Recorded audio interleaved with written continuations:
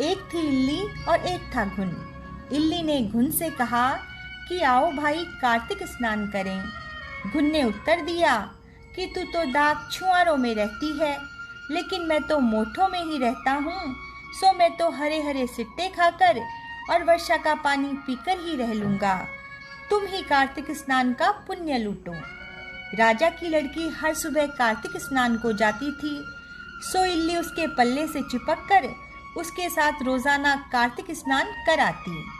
वह घुन को भी कहती, पर वह उसका कहा नहीं मानता। कार्तिक का महीना पूरा हुआ और कार्तिक शुक्ल पूर्णिमा को इल्ली और घुन दोनों मर गए। अगले जन्म में इल्ली तो राजा के घर बेटी हुई और घुन उसी राजा के यहाँ मेमना बना।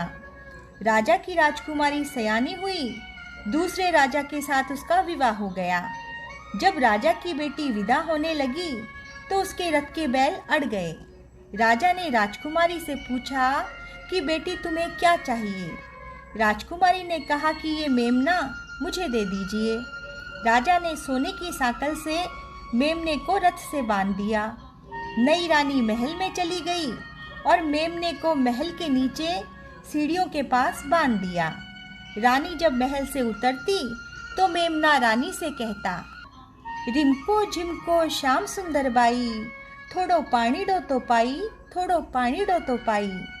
इस पर रानी उत्तर देती, मैं कहूँती रे तू सुने थोरे, नहाई मारा घुणिया, कातिकड़ो नहाई, कातिकड़ो नहाई।